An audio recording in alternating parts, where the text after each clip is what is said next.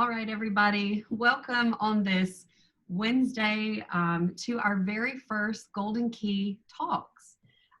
Before we get started, I just want to thank you for registering for the first of what is going to be many Golden Key Talks. Just want to say welcome for that. Today we're expecting actually quite a large group to be joining us today. So we're going to handle Q&A. Steve is fantastic to be willing to answer all kinds of questions regarding interviewing, but we're going to ask that you type them in the Q&A portion of your Zoom toolbar. And so what will happen, he will see the questions, I will see the questions, and as he is going through his presentation, if it's something he hasn't put in his presentation, he'll address it, and otherwise we'll go from there. So just a quick housekeeping item to use your Q&A for questions today. So welcome to our first Golden Key Talk. We are just so thrilled to be able to do this and kick off what I hope is so many series moving forward. You know, Golden Key has always been a membership organization of lifelong scholars who are dedicated to lifelong learning. It's probably one of my just most favorite things about our organization. And we've worked very hard over almost more than 40 years to bring you live speakers at our live events. So really great topics, innovative people just at the top of their profession and industry, and realized now we needed to find a way to bring this to you wherever you are. So we are going to be recording today's session, and yes, there's already a question. We can send this replay to each of you. We are going to work to find a spot on our new website. That will be an on-demand training library. And so if you miss one of these or ever want to go back and refer to one, we hope that this is going to be a really rich training library for you just to learn about things and anything that you can apply both personally and professionally. My name is Melissa Leitzel. I am the CEO of Golden Key. I've been working here at headquarters in Atlanta, Georgia for the past almost 11 years. But actually my relationship with Golden Key started many years ago. I joined as a junior, joined Golden Key as a junior at the University of Central Florida many years ago, and it's just an incredible full circle to be sitting here today to bring you member benefits just like this. I also think, I'm biased, that it's quite fitting that our very first professor and speaker that is going to present our first Golden Key Talk is also a Central Florida night as well. This is the first of many series, so please keep watch over your social media, our newsletters that go out, any of our social channels. We'll try to send emails as well so that you can join us for many of our upcoming series. But let's move on to who you've truly come to see. It's not me. It's a real honor for me today to introduce Professor Steve Neel. Steve Neel is an honorary member of Golden Key International Honor Society and teaches communication at the largest undergraduate university in the country, which is the University of Central Florida. He hasn't always been in academia, though. He spent the last almost 20 years in academia, but prior to that, Steve had a really rich corporate experience, which I think is the perfect blend today, talking about interviews. You know, he knows college students from the university side, but has been in the corporate world and certainly understands the various aspects of interviewing. Prior to teaching at UCF, he served as a regional vice president and marketing director for a national mortgage corporation, as well as a regional vice president of sales for a Fortune 100 human resources corporation. If you've ever had the pleasure of meeting Steve, he has a true passion for helping college students learn how to communicate. He spent the last 18 years working with students at the University of Central Florida to help them better communicate, present professionally, and prepare for communication settings in their workplace or future workplace. So without further ado, let's turn it over to the guy we all came to see today, Professor Steve Neel. Well, thank you, Melissa. That was a very nice introduction. I want to share with you from a perspective of an employer, not from an academic, as we go through this and give you some tips based on my experiences and observations. I'm still active in the workplace doing consulting, so these are just some tips that I think can help all of you. With all of my lectures, those of you out there, if we have any UCF nights, I always like to start with a game plan. So what we're looking here is an agenda, but I look at it as a plan of attack. Hopefully we can advance these slides so you can see it. Wait just a second. There we go. Basically, we've already done the introduction. What I want to do today is give you some tips that'll help you put some tools in your toolbox so as you're out there interviewing and pursuing your dreams, you'll have a leg up and have some insights that you can use in the future. The presentation will be 3 parts: pre-interview prep, conducting the actual interview, and then post-interview follow-up. And then I'd be more than happy to take all your questions and answers. I hope to cover this in 30 minutes to be respectful of your time, but I certainly will stick around and answer any questions and all questions that you may have. I will say, Melissa, I cannot see the questions, so I'm going to need your help with that when the time comes. So without further ado, let's go ahead and get started and begin talking about interviews. Not a problem. The first thing is with the interview prep. I mean, hopefully all of you all have a professional resume. I can't tell you how important that is. I know there are resources through Golden Key to help you do that. But basically in a professional resume, what we're looking for are accomplishments, and a task is not an accomplishment. If you are a server, taking orders is not an accomplishment, that's a task. What we're looking for is what did you do that set yourself apart during that particular job. And Melissa and Golden Key can help you a lot with that, so I won't spend a lot of time, but just encourage you all to start developing your resumes now, whether you're a junior, a senior, sophomore, wherever you are. It's a living, breathing document, and you can edit that as you go along, but you need to get one put together as soon as possible. I also tell students, be sure and clear up what I call your digital dirt, your Facebook, your Twitter, your Instagram.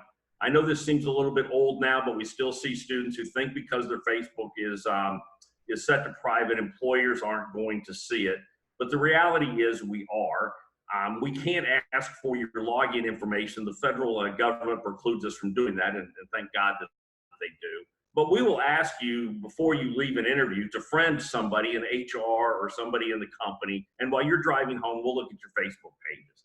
I'm not that concerned about it, but employers are, because it gives us some type of insight into your activity. So if we know they're looking, let's take that to our advantage and make it look professional and appropriate.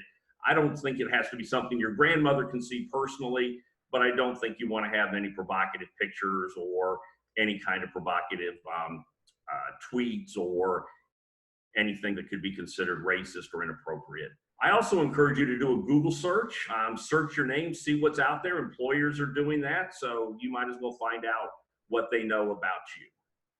Most importantly, I want to talk about your emails. And I want to encourage you that when you're sending an email, to do it in a professional manner. None of this BTW, FYI, a formal writing style. Whenever I'm writing my boss or the president of our university in an email, I know he's not my friend. So what I do is I type the email in Word, I spell check it, grammar check it, and then I paste it into my email. I would encourage all of you all to do that. Some people are really irritated, especially older people like myself. I'm not so much worried, but my colleagues are about that informal writing style. If you're applying for a formal job, even your emails, everything, all of your communications are being reflected back upon you. So take advantage of that. Also LinkedIn. I hope all of you all, if you're close to graduation, are setting up your LinkedIn profile. More and more companies are looking at that for recruiting. I would encourage you all to take advantage of that tool. There's a lot of tools that are out there. I know Melissa or even myself, if you would like some information on how to create a LinkedIn profile, we'd be happy to share that with you. Certainly your voicemails, clean those up. I know for your friends, sometimes some of you all have exciting voicemails, but at the end of the day, just a simple voicemail. Mine just says, "Hi, this is Steve Neel. I'm sorry I missed your call. Please leave a brief message. I'll return the call as soon as possible." But something professional, something appropriate. I called a guy one time and he played a bunch of music, and I'm waiting. And finally I just hung up. I did not really need to listen to "The Thrill Is Gone" for 30 or 40 seconds. So Just clean those up and make sure it's professional and reflects well upon you. And then again, we talked about resumes, but what I'm talking about is resume builders. Employers are telling us that just a student that goes to school and has a part-time job is not necessarily prepared for their professional career. So they're looking for you to have some type of civic engagement or some kind of school affiliation, which Golden Key can help you do. Golden Key provides leadership opportunities. Golden Key provides opportunities for professional development and civic engagement. And by being a member of Golden Key, it can help you build your resume in appropriate fashion. And certainly with their internship fair and other types of resources they can help you build your resume to a professional level that will help you be successful.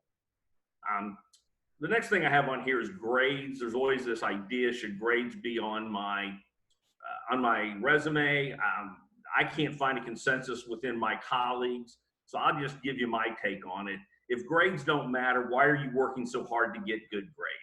If you have a high GPA, and if you are a member of Golden Key, you do, I would encourage you to put your GPA on there. I tell this to my students, would you rather hire somebody with a 2.0 GPA or somebody with a 3.2? All things being equal, I'll take the higher GPA. That doesn't mean I'll always take the higher GPA, but it certainly is an indication that you were successful in college, which makes me think you'd be successful if you came to work for me. And the last one I have on here is a credit report, and you may wonder why that is. Well, a credit report gives us some insight into how you handle your financial dealings. Are you financially responsible? But more importantly, I had a young lady who applied for a job, and she had to get on their corporate credit card.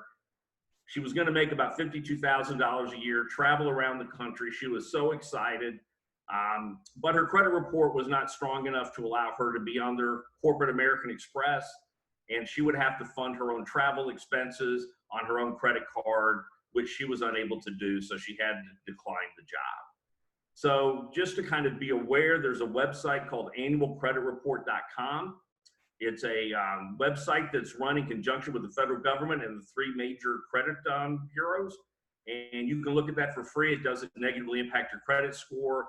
And it's just something that you might want to be aware of. If you're looking at going into the defense industry, they're going to do a background check, and that could be impactful as well. So just some things to think about as you're getting ready to start your process to start interviewing for an internship or your first professional job that's coming up.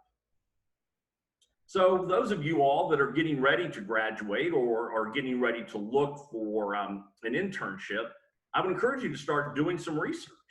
What companies out there are hiring in your field? What kind of jobs are available? And I always encourage students to develop a personal network. I mean, get to know your professors. If you're doing an internship, get to know all of the stakeholders. Who are the customers that come in? Who are the vendors? They can all help you find the type of position you want. When I was growing up, my father used to tell me, it isn't what you know, it's who you know. And that's a great little quote, and I appreciate that. Pops, wherever you are today, he passed away a couple of years ago. But the reality is, it's not who you know, it's who knows you. So you need to be building these contacts, people that can be references for. If you want to go to grad school, you're going to need professors to provide references. If you know professors who are connected to, and I say connected, I don't mean the mafia, but people that are connected in the community that can help you find a position. These are people you want to reach out to because they can help you. And then start contacting referral sources. You have career services at your universities, potential employers that you see on Indeed or maybe other headhunter.net or other places, and start looking at what the qualifications are. What are they looking for so you can tailor your resume for that type of position. And now I want to talk a little bit about conducting the interview and what you can expect and what you might see out there. Most of the literature talks about highly structured and non-structured interviews, which I'll start with, but I always conducted what I like to refer to as a semi-structured interview, and I don't think I'm a unicorn. I think many professionals do this, even though it's not necessarily recognized in academic literature. But there are 2 reasons for a highly structured interview primarily. One is we can get quantifiable data, and number 2, if the person is not a highly skilled interviewer. And what I mean by that, in a highly structured interview, every single candidate gets the same set of questions in the same direct order. There's no follow-up questions. There's no secondary questions. And so you'll probably know if you're in this type of an interview, and you just want to be prepared for it and make sure that you're able to articulate your answers in a way that reflects well upon you. What I mean by the quantifiable data is our national recruiter, one day he and his team interviewed 300 possible candidates.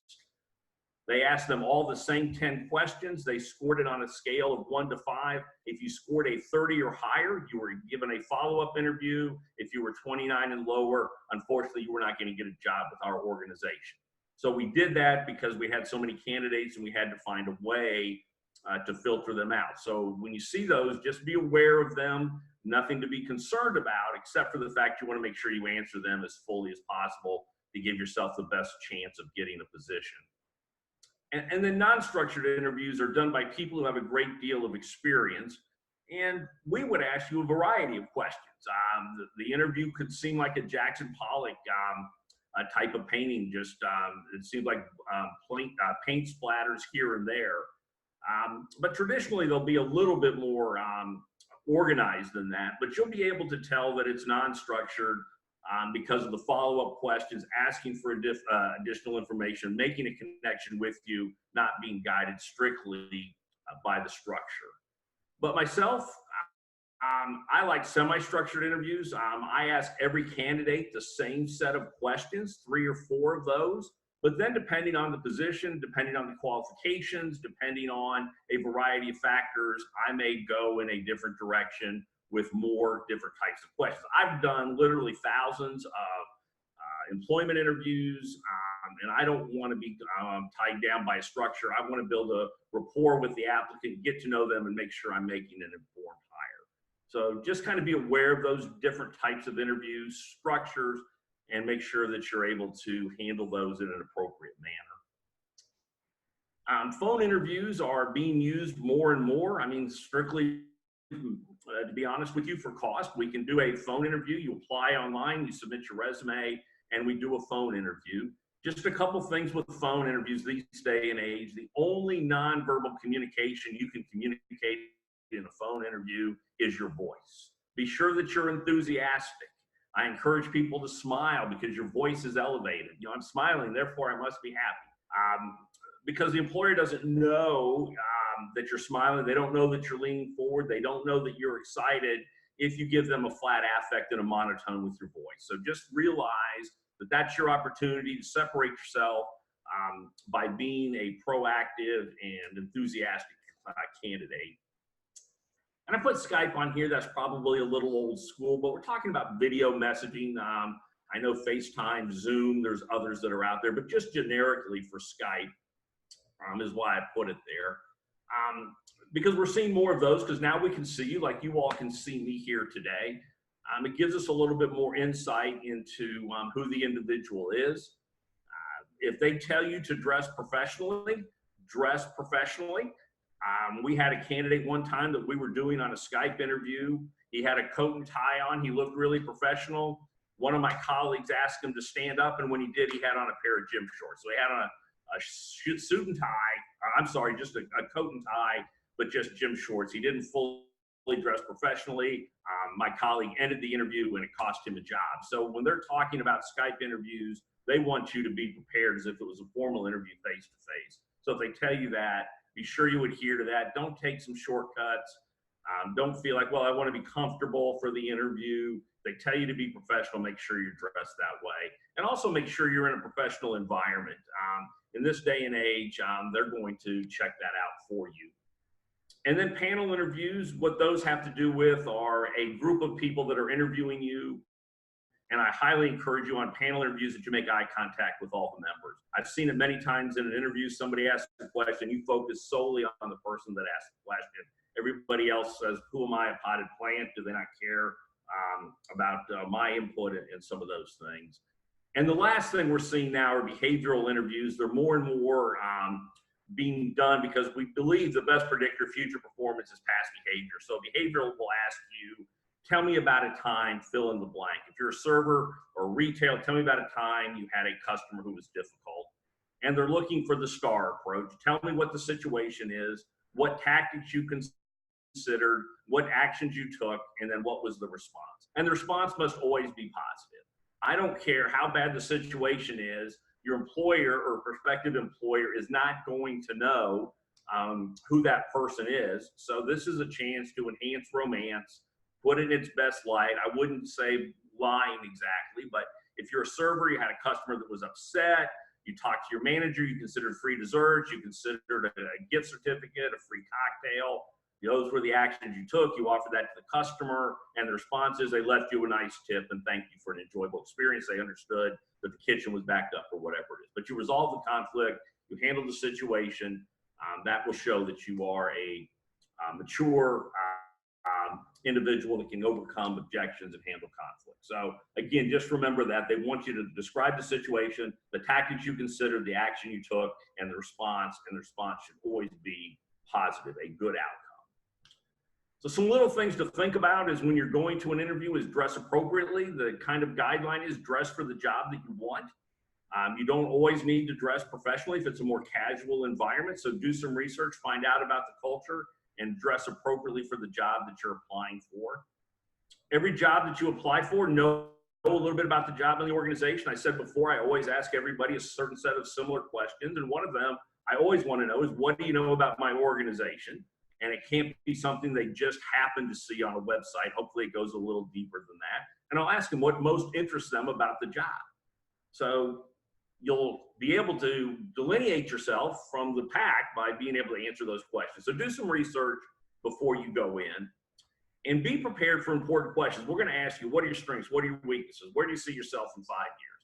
And I hear people say, well, everybody's going to ask those questions, so I don't really need to prepare for them because nobody asks them anymore. Well, that's not true. Those questions are going to be asked, and if you can't answer them, it's not going to reflect well upon you.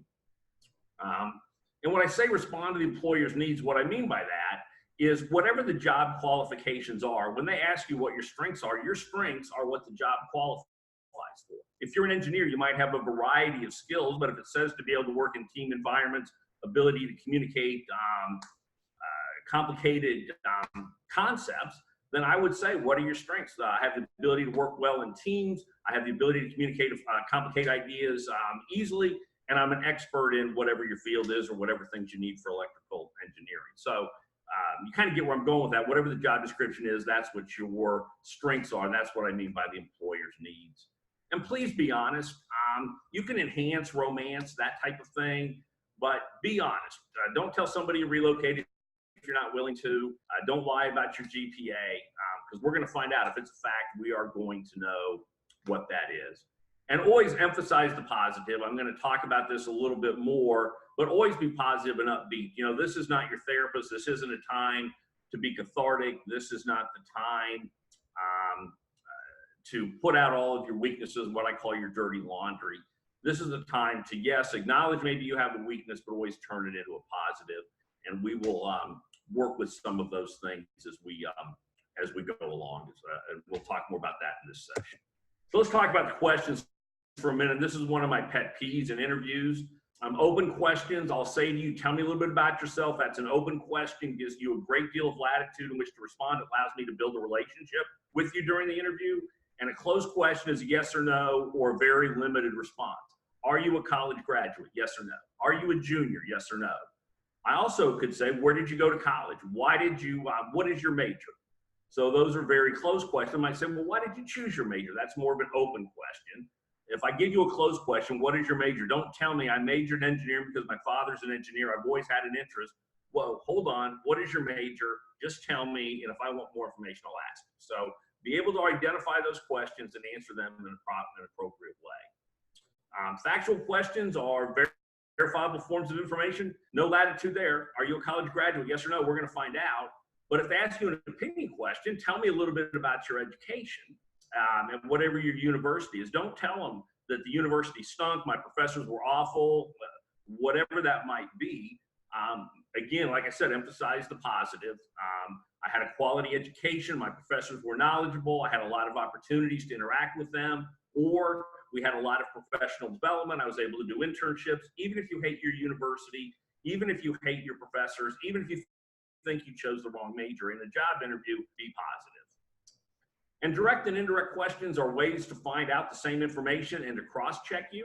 So if I ask you your strengths, tell me what they are. That's a direct question. But I also might say, tell me, how would your internship supervisor, how would your boss at your prior job describe you? And hopefully those things intersect. If they go in opposite directions, we're going to be a little worried about what your strengths may actually be. I'm not a big fan of hypothetical questions. Those are the what ifs in life, the critical incident questions or the behavioral questions that I talked about, as opposed to what would you do if you had an upset customer versus a critical incident question, tell me about a time something actually happened. So just be aware of those. The hypotheticals they're out there and you could answer it the same way. Just talk about a time. And then leading questions presuppose an answer. And I hate interviewers that do this, but you'll see them. A former student of mine was in an interview and they asked her, you don't mind working overtime, do you? And she thought that to get the job, the person is saying they want them to work overtime. So she said, no, I don't mind at all.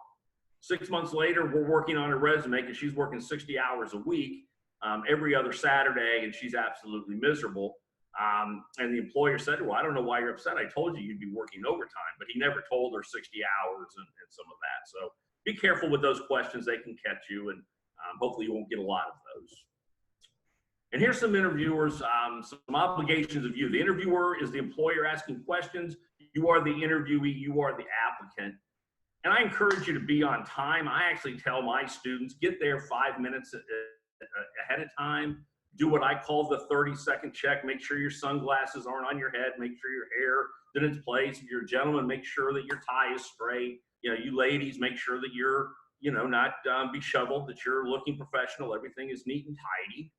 And also, if you're running late, that's not only a bad thing for you personally with the interview, but also it's going to make you much more nervous than you would normally be. Most people are nervous on interviews. That's normal. But what I tell students and young people today that are interviewing, why are you so nervous? And they all tell me, well, Steve, I want the job. I really need this and all of that. And I always say to them, what is the worst thing that can happen? You don't get a job that you don't already have. So the worst thing is you don't get the interview. You don't get the job. So go in there and look at it as an opportunity for growth and don't look at the negative aspects of it. I can't tell you how important your nonverbals are. I said that with the phone in the face-to-face interview. Smile, lean forward, have a good firm handshake. You ladies too. We want you to look me in the eye, grab my hand, and shake my hand. Don't grab it and just be like what I call a dead fish. So we want you to be part of that. Said before, don't lie, don't misrepresent yourself. Make sure you give answers. You should answer everything in about 30 to 45 seconds. If I want more information, I'll ask it. But be sure that you give strong answers that reflect well upon you. And don't leave until you have corrected any misunderstandings that you think are out there. A lot of literature says if you think there's any misunderstandings, cover it in the follow-up letter. But I would never leave an interview if I thought that something was not covered. And the employer will usually ask you, have anything you'd like to tell me before you leave? If I wasn't perfectly clear, and then you can correct those, misunderstandings. And cover your own agenda. And this is another one of my pet peeves, is I will ask you, do you have any questions for me? And that's what I mean by cover your own agenda. You should have questions. You should have concerns. And if you don't have any concerns, that's going to be a problem for me, but I'll probably have detected that because you don't know about my company. You don't know about the job you're applying for. But if I was to say, what questions do you have for me? I hope you would have some of those. I published some good professional questions for students to ask. And if Melissa would like me to send those to her, I'd be more than happy to offer those. I think we can get those out to you in some way, shape, or form. But you should have those. And don't get cute. I had a student do that, or a prospective employer do this one time. I said, so do you have any questions for me? And she said, no, none at all. You've covered everything that I had. And I said, well, that's terrific. I'm glad we did a really good job. But just so I'd have some insight, what questions did you have to ask? Well, I really didn't have any. Okay, thank you very much. So just be careful with that. Be prepared. Go into the interview with your own questions and be sure to get them asked while you're there. And again, as the interviewee, back up your answers with evidence. If you say you're a good writer, why? You say you able to communicate difficult topics in a way that lay people can understand it. Why do you say that? Your professors, you've done it on an internship, you've done a prior job, you've done it in class. Let us know. Again, keep your answers brief, 30 to 45 seconds. I want more information, I'll ask you. Have your own questions answered as I talked about before. I hope you have some. I really would encourage you to do that. And then rehearsing an interview. It is natural to be nervous about interviews. But one of the things that will make it a little bit easier and a little bit less gut-wrenching is to have a professional interview so we can look at, or after that interview, you can do a little bit of a self-assessment. What questions did I do well on? What questions can I improve upon? What are some things that I would like to do different in the next interview? And so if you rehearse it and then you are able to do it in an effective manner, you're more likely to not be nervous and be able to be effective in future interviews. The last couple things I have here for you, I'm trying to get this done in 30 minutes. So I'm sorry if I'm racing, but I want to be respectful of your time. But employers can only ask you what we call BFOQs. Those are bona fide occupational questions. I can't ask you your gender identification. Are you married? Do you have children? I can only ask you questions that pertain to the job that you're applying for. But employers can be smart, so they're not allowed to ask you if you have children. I had a former sales manager who did not want to hire anybody with young children because he believed you would always be handling your sick children and not be coming to work. So he would ask you questions. What do you do on your free time? And people would say, I volunteer at the Little League. You had no chance of getting hired. You have young children. I volunteer with the Girl Scouts. No. You're not going to get hired because now you have young children. So my point being with this is when you are asked, what are your hobbies? Make sure they're professional. Maybe you play golf. Maybe you enjoy reading. Make it something that is generally a little less, a little more professional, a little bit more geared towards the job that you're applying for. And these are some of the questions that you get and how do you respond to it. If you get a question that you are uncomfortable with, you can challenge them. There's a variety of things you can do. But I just want you to be aware of that there are questions that they cannot ask you, and just be aware of those and just handle them in a professional manner as best you can. I don't think that will happen a lot, but I just wanted you to be aware of that. There are questions they can't ask you. And I don't have a list of all of them, but are you married? Your sexual orientation? Do you have children? Things of that nature. So just be aware of them and don't fall into that trap. And then finally, I want to talk to you about post-interview follow-up. And there's a lot of talk about what is the best way to follow up. Some people say you have to do a handwritten note. I think that's really old school. But what everybody tells me is you have to follow up. What I encourage students to do, if it's a job that you really want, within 24 hours, and really even quicker than that, whenever I get done with an interview, or I tell students we're done with an interview, make some notes when you get to the car because it's fresh on your mind. Maybe something you want to put in a thank you notice. When you get home, have a chance to decompress, follow up with an email thanking them for the interview. And some of these things that I have there, again, it can correct any misunderstandings. I would prefer you do that before you leave the interview, but in your post-interview, when you're in the car, thinking about it afterwards, if you're in the motel room, if you're on the road, okay, we better put that in the cover, in the follow-up letter because we didn't cover it or I didn't clarify it before I left. And just remind the employer any promises that he made you and do it in a tactful way. But here's what I want you to know. No matter what, everybody that I talk to, every employer, every person that I know in America today says that if you do an interview, you must follow up afterwards. It's a common courtesy. It's a minimum expectation. Where that kind of comes in is how do you go about that? So that's kind of what I wanted to cover for you all today. I know I'm a little over 30 minutes and maybe I rushed a little bit of this, but if I understand correctly, Melissa, they're able to see these PowerPoint slides and they're printed, or this is video they can see again? Yes. So I've had a few questions. Actually, I have some questions for you, Steve. And then this is recording, so we will be able to send all of our attendees. That's the nice part about everyone registering. We can shoot you out the link. It may take us a few days, but we'll definitely be able to send you this link to re-listen. I learned so much just from this presentation. It's fantastic.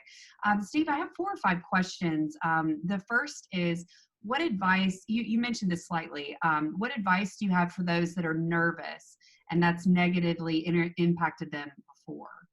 Yeah, I mean, I said that a little bit about my first suggestion would be to practice an interview with somebody that you don't know really well. I mean, not with your mom or your dad, maybe a professor, maybe you can go to career services, you know, or maybe apply for a job that you know you don't really want. I mean, I'm not a big fan of wasting employers' time, but if you're really nervous, you know, maybe interview with somebody just to kind of see how it's going to go. If you don't get the job, you don't really care. But the other thing I tell people is, you know, what have you got to lose? Go into this as looking at it as an opportunity to get a job, to find out about another organization, to make a connection with a potential employer. And don't look at it as being such a negative, high pressure situation. I know it's natural to be nervous, but kind of turn it around. I mean, I'm a qualified applicant, positive self-talk. This is an exciting opportunity. I'm happy to be here. And the employer is not going to, you know, hold every answer up to some kind of a spotlight. It's not like you're being interrogated by the police department or something. So just kind of relax a little bit, build rapport, and look at it as an opportunity. The worst thing that can happen is you don't get it. You don't get the job. Oh boy, you know, I'll have to apply just to someplace else because you didn't have the job when you walked in. You didn't have the job when you walked out if it didn't go well. But if it did go well, wow, just think this could be a life-changing experience. So just look at it as an opportunity, not as a negative. Gotcha. Kind of along the same lines with regards to nerves, some feedback that one of our members has received was that they rambled. Any suggestions as to how to kind of balance that rambling tendency? Yeah, one of the things that when you're in interviews and if you are nervous, somebody will ask you a question, what are your strengths? And you feel the need to almost respond almost immediately because in your head, 1 second feels like 1 minute. So what I would encourage you to do if somebody asks you a question is to kind of take a second, maybe a poignant pause, maybe a deep breath. And then that gives you an opportunity to kind of get your thoughts together and then respond. Don't feel the need to just immediately have to race right back to the response. The other thing that I would recommend is if there are some questions that you're rambling on, have some self-reflection and to see how can I better answer that question. That's what I mean when you get done with the interview, go back to your car and make some notes. Or if you go back to your motel room if you're on the road. But anyway, we get a chance after the interview, as soon as you possibly can, get to a notepad and get a pen, even if you're having a cup of coffee, whatever it is, and just kind of reflect on the interview. What went well? What could I have done better? What do I need to do to prepare in the future? But try to just be more concise with your answers and don't feel like you have to cover every little thing. If I want more information or if you said something I'd like you to follow up on, I'll ask you for it. But try to answer that question in a concise manner, somewhere around 30 to 45 seconds, at least hit on the highlights of what that question is asking. Gotcha. The next 2 actually were related about, is it appropriate to bring your resume or other notes, a clipboard, to be able to take notes? What about that?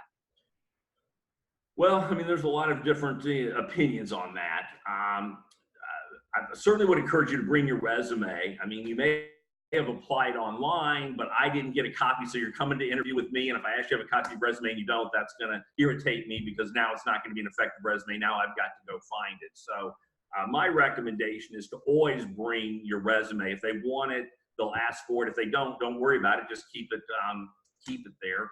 I encourage students to take a binder of some kind with maybe a notepad that's in there, and your resume could be in that as well. And if you're going to take notes, ask if it's okay. Would you mind if I took some notes? This has been it's been a lot of information today. This is really interesting. I just want to make sure that I don't forget it, and write it down. I'm comfortable with that because I want you to make an informed decision. If you come to work for me, I want you to come to work for me because you made an informed decision. You wanted to be there, as opposed to, oops, I forgot about fill in blank, and I'm okay with that. But I would ask permission to do that just to make sure they're okay with it and they know why you are taking notes. But I will say this, if you are applying for a creative position or writing position, I would really encourage you to bring a portfolio, either printed out or maybe on some kind of a jump drive you could leave with them if they want some examples of your work. it would be very professional to have that with you. It's almost as if you can see my chat box, the Q&A, because the next question does reference what is your opinion of video, website, or portfolio styles of resume or your work? Yeah, I mean, again, this day and age, you can put things online. So if you have some of your work online where they can do it, putting that URL on your resume so they can click on it. That way you wouldn't have to bring it with you. You might tell if you want some examples of my work, check out my website or whatever that is. I think that's important, especially if you're on the creative side of it, that you want to prove to them and show them, what you're able to create and what those creative works look like so they can have a look at it. So yeah, I think it's great if you have a website or something where you can send an employer to go look at it. I think that's a stellar idea. Yep. This is a great question and often doesn't get asked enough, I think, when we're talking about interviewing. How do you negotiate pay scale when it comes to what you're getting paid? Yeah, that's always a tough question, and it's a question that I get a lot. And again, there's not a whole lot of absolutes to this, but when corporations they just post a job on Indeed or wherever that might be, and you see it and you apply for it, students always ask me, is it okay to ask about salary? And I always say, absolutely. And the reason that it's important is that, you're making a decision whether to go to work for that company as well. So an example, I'm sitting here in Orlando, Florida, and Melissa, you guys are in Atlanta, and you post a job and, you don't post what the salary is. Well, I'm not going to Atlanta for $32,000.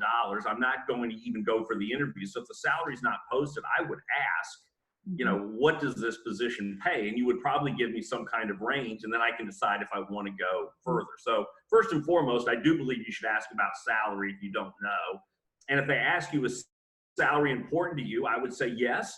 Obviously, I need to have a lifestyle and be able to pay my bills and what have you. It's not the most important thing to me. I'm more interested in personal growth, the opportunity to be developed, the opportunity to work for an organization who I agree with their mission. But salary is in the conversation. And I would just say to all of you all out there, if they ask you, do you care about money? No, perfect. Come work for free. We'd love to have you. So I encourage you to ask about that. As far as negotiating, it's really difficult when you're first right out of college. Because most of these places are going to have a guaranteed, or not a guaranteed, but some type of a salary range that they're going to slot you into.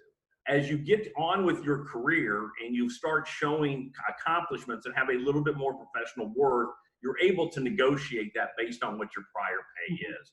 There is some wiggle room in there, but it's difficult for those entry-level types of positions to really negotiate tremendous amounts. I mean, you could tell somebody, and just be honest, because be careful. If you say something like, I really like the job, but I can't do it for 32, if you paid me 37, I would certainly be more excited and more willing for the position. Two things with that. Number one, make sure whatever you ask for is what you want, because they offer that. Say, oh, I really wanted 42. No, you asked for 37. And also just be prepared. They may say no.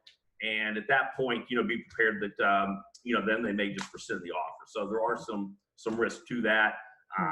But just, I don't have any absolutes for that, especially for your first job. Understood. This kind of goes along the same line, so it's not necessarily pertaining to money, but say there's a timing when you are a start date, you're getting married, you have a vacation, a honeymoon, whatever it is. How would you handle that in an interview setting? Well, I probably wouldn't handle it and address it too much in the interview itself. I would try to win the job and be the successful candidate, and then negotiate a start date after they made me an offer. Gotcha. If you start doing that, especially early in the interview process, like the phone interview, the Skype interview, before you have a chance to go meet with them face to face and build that relationship and build your own worth, and they can see, what a successful candidate can imagine you working for them. And then maybe near the end of that, say, listen, when exactly were you planning on, when would this position begin? And let them give you some feedback, because if they seem a little bit not firm on the start date, well, we were thinking, as opposed to we need somebody in place by right. whatever the date is, you kind of have to gauge that. But be honest, I mean, again, if you're getting married or you have a family cruise to Europe and you can't start, it kind of goes back to what I said before, don't misrepresent your position. I really want it, but unfortunately I would not be able to start until. Okay. Perfect. This one, actually, we actually have somebody who had an interview today. This is regarding follow-up. So back to your portion about follow-up, I had an interview today, but I don't have the interviewer's contact information. I do have contact information from the recruiter. Wow. Well, let me just say this is whenever I interview with somebody, and again, it's coming through a recruiter, I was asked, would you mind if I have one of your business cards? Just so that would give you the contact information. And if you are a little bit absent-minded like I am with names sometimes, to have the business card, or anybody that you meet, I always ask them for their business card. Maybe they give you a tour of the plant or whatever it is. Even if it's like one of the sales guys or one of the engineers, get their business card, thank them for the time they spent with you, because it elevates you a little bit. You can't do it without the business card, as well as who you interviewed with. My 2 tips would be, number 1, to try and get in touch with the recruiter, because the recruiter is working for you and he's going to want you to look like a professional. So he should be able to give you the contact information. If not, send the thank you note directly to the recruiter and ask him to forward it on to the individual that you interviewed with. Good advice. You must follow up. They're going to be expecting it, and I would reach out to that recruiter and try to get that information as quick as you can. You could maybe look at the company's website to see if that individual is listed with some contact information. But that's about all I've got for you. I'm sorry. No, great advice. But that's great that you're trying to follow up. So whoever asked that question, good luck. Yeah, very much. Good luck. What advice do you have someone who finds that they are more effective at written communication as opposed to face-to-face? So now they have to go from that paper to person. Yeah, you know, that's the thing in this world, is that at some point we're going to want to have an interaction with you and see how you would fit in with our team.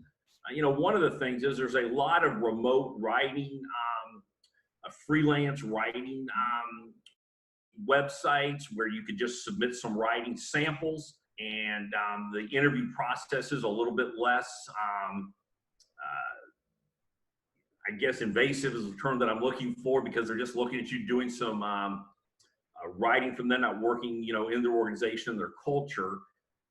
But I would just suggest that you take some of your writing and maybe look at it, and then maybe write a creative narrative if you're really a good writer. And then you could just take that really good creative answer that you've written out, and hopefully then be able to articulate it and say that in the interview, because you've already written out and practiced it, because you're more comfortable doing it that way. But at least then you've got some kind of a response that you could give in an interview that would help you move forward. Sure. Nicole has a great question. Any recommendations on gaps in work history on your resume, or the length of time you were employed at each job? Is it frowned upon by recruiters or employers if you weren't at a job for a certain period of time? You know, in this day and age, not so much. I mean, I tell students is my father, he was loyal to his company. He worked for an organization for 32 years and got a pension. In my generation, I was loyal to my profession. I was a sales and marketing professional. That's, you know, what I was going to be. And in this day and age, you all are loyal to your careers. You can do a variety of things. And I think as long as you leave your companies in good standing, the fact that you weren't there a long time is not a big deal. Where I worked before I came to UCF, we would recruit salespeople and we would hire them. And in 2 to 3 years, one of 2 things happened. They either got promoted or they left us for another organization. And I never begrudged them. As long as they worked really hard for me for those 2 or 3 years, gave me their best effort, I would always give them a good reference. I was not upset that they left me. So the only thing that I would say is your reputation is your most important asset. Make sure that you give people the 2 weeks notice. Make sure you leave in a professional manner. Don't leave them in the lurch. And even your last 2 weeks, don't fall down on the job, because you're going to need those references. So it's okay that you left. Just make sure you leave in an appropriate fashion that will reflect well on you as you go through your career. Right. This is an interesting perspective. If you were mentioned gaps, Melissa. I'm sorry, I didn't really. Oh, the gaps. Yeah, that. please. I think it depends on what your gaps are and where you are. If you are 22 years old and you didn't work for 2 years, well, you were in college and doing internships or whatever, I don't think it really needs to be addressed. In your professional career, I think it probably needs to be addressed in a meaningful way, depending on what it was, because I might look at you and say, well, I see you graduated in college and you had a 2 or 3 year career and then you didn't do anything after that. Could you tell me a little bit about the reason for the gap? So be ready for that if it's on there, and then be able to answer it in a meaningful way. Due to family emergencies, I had to take time off to take care of an ill parent. Oh, wow. How they've since passed away, and I'm coming back to work because I'm so sorry for your loss, but I'm so amazed at your dedication to your family, kind of thing. So just handle it as best you can. But I think that right now, if you had a gap from when you were 18 to 24, you were in college, life was happening, I don't think that's a big deal. Okay. If you were granted an interview with the same panel again, so reapplying for a bursary or internship, but you didn't do well the previous time, how do you change? So you're basically re-interviewing with the same panel. How do you change their perception if you or they have a negative impression of your prior performance in an interview?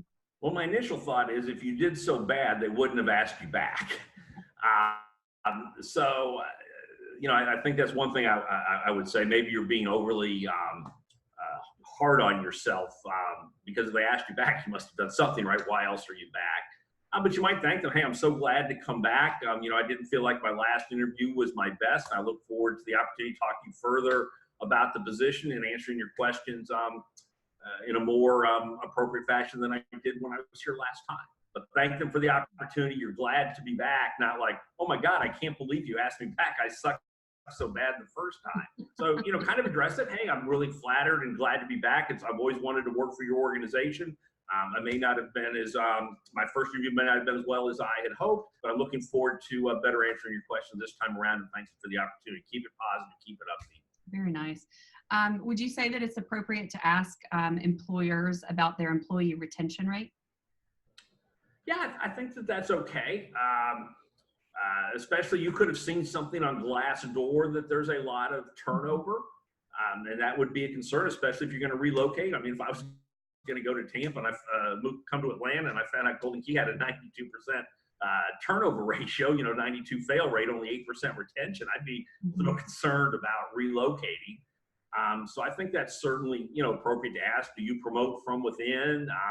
Could you tell me a little bit about your culture? Because those things might give you some insight into what the turnover ratio is. Because again, the organization I work with, that was one of the things they said about us. We had a lot of turnover. Well, a lot of it was promoting from within. And a lot of people left for better positions. They took a job with us. They're making 42 to 50 and would leave us to take a job making $100,000. So we're firing a lot of people. It was just kind of an entry-level position. We turned it over every 2 years or so. But it was something that people talked about. We were more than happy to address it in interviews, so we would not be upset about it. So feel free to ask that if it's a concern. Okay. We have so many questions. I mean, I think we're about halfway through 26 already. Wow, it must have been such a terrible interview that I didn't cover anything. They have to ask. No. These are all very specific, and it's wonderful.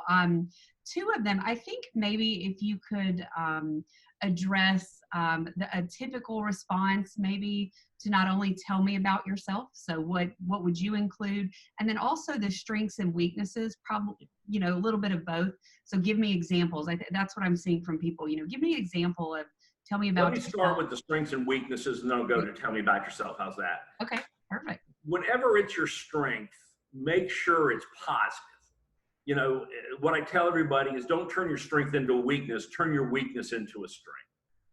So if you are interviewing for a job and you look at the job description and it's asking for 4 or 5 different things, if somebody were to ask me what my strengths were, amazingly, it would be 2 or 3 of those that are in the job description. Mm-hmm. So when I applied to be a professor at UCF, one of the things they wanted was somebody that had the ability to teach classes in a variety of modalities. So I had done online webinars. I had done presentations to large groups of people. which is something they wanted. So when they asked me what my strengths were, I said I have strong interpersonal communication skills and can build relationships. I have the ability to deliver presentations in a variety of modalities, including online and with a large lecture.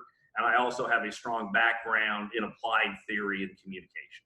Mm-hmm. And that was what they were looking for. I don't know that I would have said that necessarily about the modalities, but I knew that's what the job required. So my strengths lined up with exactly what they wanted. As far as your weaknesses, and again, I've had people do this. I was on a panel and we were interviewing a young lady to be in our audit department. And I asked her, what do you think is your biggest strength? And she said, attention to detail. What a great answer for somebody to work in our audit department. I thought, wow, what a great answer. And then she went on to say, unfortunately, I'm almost OCD. I have a really tough time with deadlines. I always want my work to be perfect, so I never want to turn it in. It's never good enough for me. I've always struggled with that with my current boss. And I'm like, whoa, hold on, you had me, and I'm detail oriented. So don't turn your strength into a weakness, but turn your weakness into a strength. So the weakness that I have is I have a tendency to take on too much. It's difficult for me to tell my students, my colleagues, and my friends no. However, I have strong time management skills, the ability to prioritize my work, and I have an appreciation for deadlines to make sure my work is always done in a timely fashion. So I don't sound like a bad guy because I can't tell people no. So I turn my weakness of taking on too much into what would actually look like a strength because I have time management, appreciation for detail. So the short answer is a strength, say it, sing it, say it proud. That's my strength. This is what I can do. And then turn your weakness, not necessarily into a strength, but in a positive manner. One of the things I see from a lot of college students is that you have a tendency to procrastinate. Okay, we know that you do. However, as I'm getting closer to graduation, I've been working on my time management. I bought a calendar and a binder and making sure that my work is planned in a better basis so I don't have to always be rushing and turning things in at the last minute. Okay, you're a college student, you're developing, you're not perfect. I get it, that's fine. That's a good answer. You're working on it. Don't just say, oh my God, I just procrastinate all the time. Oh, okay. As far as the other part, tell me a little bit about yourself. I would say keep it in a professional manner. I'm a 2019 graduate of the University of Central Florida with a degree and a minor in. I have a unique interest in, and I'm looking forward to starting my career in this field and the opportunity to be here with you today. And then if they want to ask you more about that, we don't want to hear you were born on the bayou, you lived in 19 countries, and you're now 12 years old. That was kind of like, tell me something relevant today. So keep it more professional and based on the job. And then if I want to know more about you personally, I can ask that. But keep it, pretty condensed and make it appropriate for the job and the company you're applying for. So these next two questions regard timing, right? Well, I said I was going to try and speak for 30 minutes and answer their questions. They're taking me literally about not always taking on too much because we're an hour into this and we're still going. So I've got plenty of time. Are you okay to continue, or do you have time to keep answering? Yeah, I do. I was just kidding. So. Okay. We need to work on our time management then. This question from Courtney says, when scheduling an interview, is there a too soon or too long? Like if you ask if next week will be okay for a phone interview, are they going to see that as not being interested enough? Well, I think it would depend on why you wanted to wait till next week. If they wanted to schedule it as soon as possible, I would encourage you to do that. Again, it would show interest. But if your Uncle John died and you're going to Asheville, South Carolina to attend the funeral and be with your family, I think it's okay to say, unfortunately, I'm going to be away and I wouldn't be available until.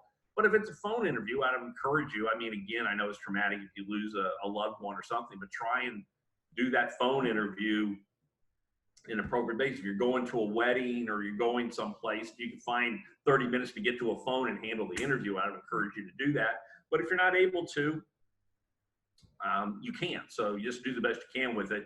But certainly putting it off would make me wonder how interested you really were in the position. Sure. I believe you spoke about this very briefly in the follow-ups, the time frame for those follow-ups after the interview has concluded. What are your thoughts? Well, the idea normally is within 24 hours. But the reality is with the digital world shrinking the time frames, the sooner you can do it, the better. I mean, let's say that you leave an interview and you've got plans or something, you can't do it till the next morning. But if you can do it you interview at 2 in the afternoon, you don't have anything going on late that afternoon, go ahead and write the thank you letter and let them know how excited you were. And then by sending it that quick, it's going to show excitement on your end. So I guess there's no too soon, but after 24 hours would be a little too late. There could be exceptions to that, like the gentleman, he didn't have his email address. If you finally get it from the recruiter, but it's a little bit late, say, hey, I'm sorry I didn't write earlier, but unfortunately I didn't get in touch with the recruiter to get your contact information. I so appreciate the interview, and I'm looking forward to talking to you more about the position later. So at least acknowledge why it's late. Right. The next two center around the length of your resume. And I have another question actually from a member who has worked at the same place for 28 years. So how long does her resume need to be? What are your general thoughts on how long does our resume need to be? What I tell my students, I mean, the other thing that I do at UCF is I coordinate our internship program. So I'm dealing primarily with seniors and those that are getting ready to graduate. So those of you that are a traditional college student, not with 28 years of experience, but just what I mean by traditional, you're 22, 23 years old, been 4 or 5 years in college. I would encourage you to keep your resume down to one side of one page. Prioritize what goes on your resume. We don't need to know all the intricacies of working in restaurant, retail, grocery store. That doesn't necessarily need to be on there. You can just put relevant work experience and just list them. We know what a cashier at Publix does. We know what a server does. It shows work history. It shows work ethic, but we don't need a whole lot of information on that. So I would condense all that down and get it down to one page. Okay. As far as the individual that has 28 years at one company, that's a little bit harder to answer. It kind of depends on what you've done and what it is you want to springboard to. As an example, I'm working with a young lady right now who's in my class, doesn't have 28 years, but she is 40-some years old and has been working for a dentist as a dental assistant and wants to look at going into some type of sales. And she's been 20 years in the dental industry. She's worked for different dentists, and we are coming up with a functional resume for her. What are her skills? What is her knowledge? What are her abilities with a specific objective tied to what those skills and abilities are? If you're at the 28-year period, a chronological resume would, I don't know that we're that concerned with, what you were doing in the 1990s. Doesn't mean that it's not relevant and important, but if you've been progressing upwards and getting promoted, I would focus on the job that you're doing currently, and or if you're trying to transition to some other kind of job that's relevant to some prior experience, try and leverage that in the resume so somebody sees that you've got prior experience where you're headed. Okay. I'm not sure if Robin is still on. We still have a great amount of attendees still on the line with us. Robin is under the weather, but has an interview tomorrow. I'm sick, but not incapable of attending. However, my voice isn't as good as I'd like it to be. How do you suggest I get around this? Do I apologize in advance and explain? Well, a couple things come to mind. Certainly do whatever you can to help your voice. My father was a pharmacist, so I would have called him to ask for some things that you can do. So I don't really know. So maybe I would Google that or go to WebMD to see if there's anything you can do tonight to prepare for that. But I think that you address it. I think you say that I'm a little bit under the weather. If you're contagious and all that, maybe you need to not go. But if you're just a little bit under the weather, say, I'm a little bit under the weather today. Don't say you're not going to be at your best. Don't make a whole lot of excuses for it, but just, I'm a little bit under the weather today. You may be noticing that from my voice, but I'm so excited about the opportunity. I couldn't help but be here today. So acknowledge it, but don't dwell on it. Again, focus on the positive. Yes, my voice, is a little bit crackly. It's not as strong as I would like it to be, but I'm so excited about this opportunity. I could not come for this interview today and make it more upbeat. Mhm. The last one that I see, I had an interview, yet the position or job was re-advertised with the words previous applicants need not apply. Why do you feel that was done? Well, I mean, I can only think of two reasons. I would never do that personally because I think that, is poor wording. But the only thing that I can figure is that they had a fairly large response and didn't find the candidate that they wanted, and they don't want to have to filter through the 80 or 200 of the non-successful candidates that they saw. If it was me, I would have reworded the ad to look for different job description, different job description, showing the ad looking for a different skill set. Because if I didn't get what I wanted from my first ad, I would feel like maybe there was something wrong with the ad. I wouldn't run the same ad and say prior applicants don't apply. But I think that's telling you that if you applied before, they didn't think you made the cut, so they don't really feel the need to look at your resume. Sure. I don't think it's the best advertising technique, but obviously it happened. Absolutely. So we've got two members. One is getting prepared for graduate school interviews, and of course, trying to stand out amongst that process. We have another member that's going to dental school. And so do I need to have a joke to break the ice? How am I going to stick in their memory? So when going through either one of those, both are a type of graduate school. So what do you recommend in those situations? Well, humor is a difficult thing. We call it a sense of humor. And what that means is that everybody has a different sense, a different feeling, a different opinion on what is funny. I'm a huge Seinfeld fan, the show about nothing. And I really enjoy Seinfeld. My students think that I'm crazy. They don't find Seinfeld funny at all. So I think humor is a difficult skill to try and drop into an interview.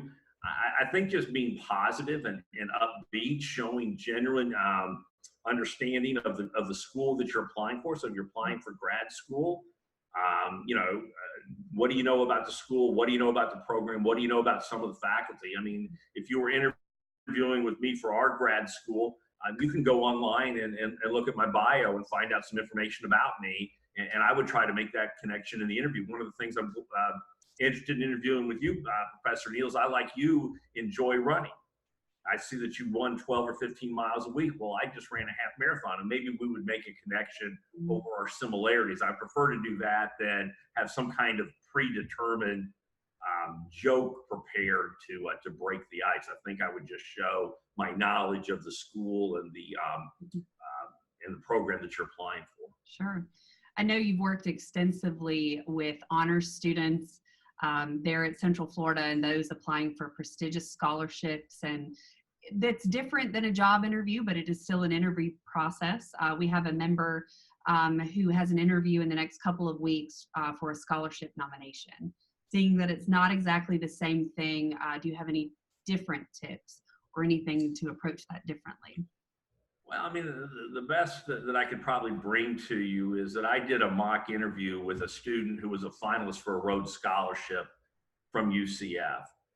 And one of the things that I noticed with honor students and with this gentleman, that is a finalist for a Rhodes Scholarship, I mean, my goodness, that is tremendous. And when I asked him, what are you going to do if you don't get the Rhodes Scholarship? He said, well, I don't have a whole lot of options. I don't know what I'm going to do. Well, the reality was he had a full scholarship to Vanderbilt for a doctoral program in applied physics.